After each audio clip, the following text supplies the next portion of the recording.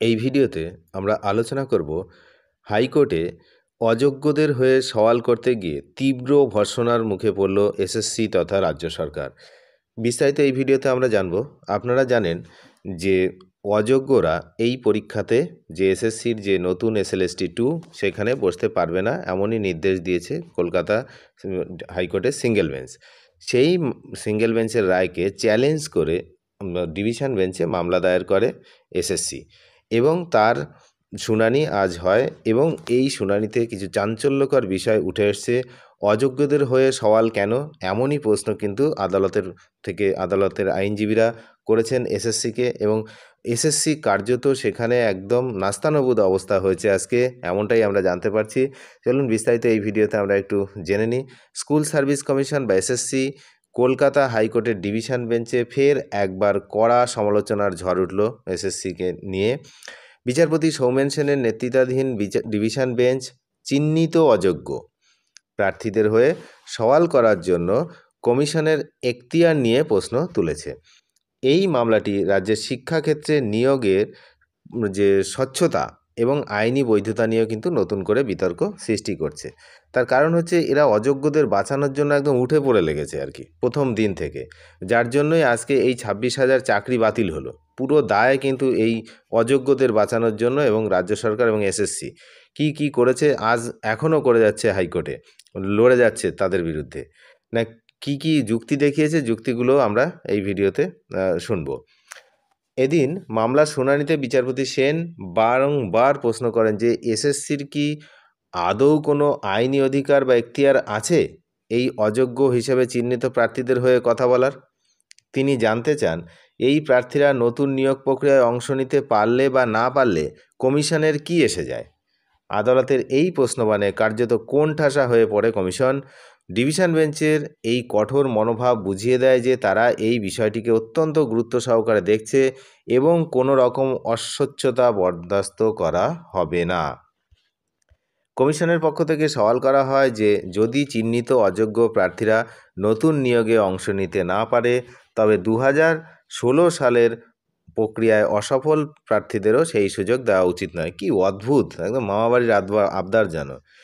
যারা পরীক্ষা একবার বসছে, পাশ করতে পারেনি বা তাদেরকে পাশ করতে দেওয়া হয়নি কোনো কারণে, যাই হোক যা হয়েছে, তো অনেককে পাশ করতে দেওয়া হয়নি, যাই হোক, তো তারা পরীক্ষায় বসতে পারবে না কেন? যারা টাকা দিয়ে চাকরি পেয়েছে বা ফাঁকা খাতা ওএমআর দিয়ে চাকরি পেয়েছে, ওএমআরে কোনো কিছু না করে, তাদের সঙ্গে তাদের তুলনা। বলছে ওরাও যে দলে এরাও নাকি সেই দলে। কিন্তু অদ্ভুত যুক্তি একদম। তাদের দাবি সুপ্রিম কোর্ট বা কলকাতা হাইকোর্ট কেউই এই অযোগ্য প্রার্থীদের নতুন নিয়োগে অংশগ্রহণে স্পষ্টভাবে বাধা দেয়নি।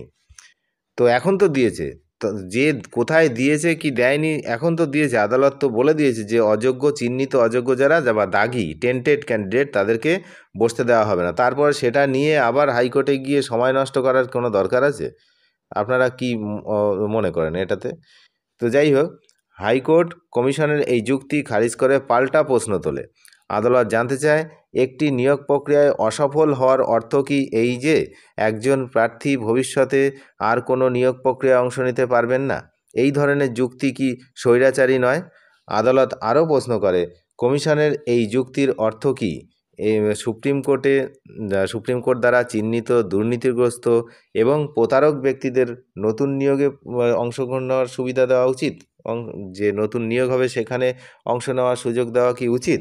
এমন কিন্তু প্রশ্ন তুলেছে।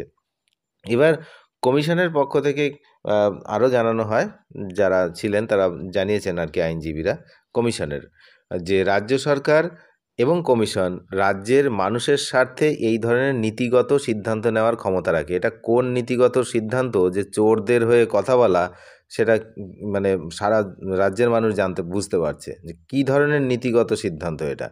তবে এই যুক্তি আদালতে কতটা গ্রহণযোগ্য হবে তা নিয়ে কিন্তু সংশয় রয়েছে। এর আগেও একক বেঞ্চের কাছে কমিশনকে এই অযোগ্য প্রার্থীদের পক্ষ নেওয়ার জন্য সমালোচনার শিকার হতে হয়েছিল। এখন ডিভিশন বেঞ্চের কঠোর মনোভাব কমিশনের উপরে চাপ আরও বাড়িয়ে দিয়েছে। এই মামলার রায়ের ওপর রাজ্যের হাজার হাজার চাকরি প্রার্থীর ভবিষ্যৎ নির্ভর করছে।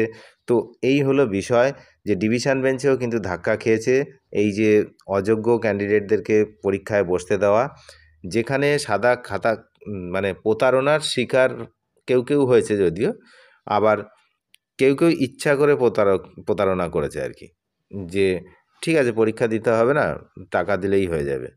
তো তাদেরকে, তার মানে প্রতারণা যারা করেছে তারা তো চোর, তো তাদের হয়ে এসএসসির কথা বলার কি এখতিয়ার আছে? তেমনই কিন্তু এই ধরনের ল্যাঙ্গুয়েজ হাইকোর্ট ব্যবহার করতে পারে না বলে তাই করেনি, না হলে এই রকমই ল্যাঙ্গুয়েজ ইউজ করা উচিত ছিল, যে চোরদের হয়ে কথা বলার কি দরকার এত।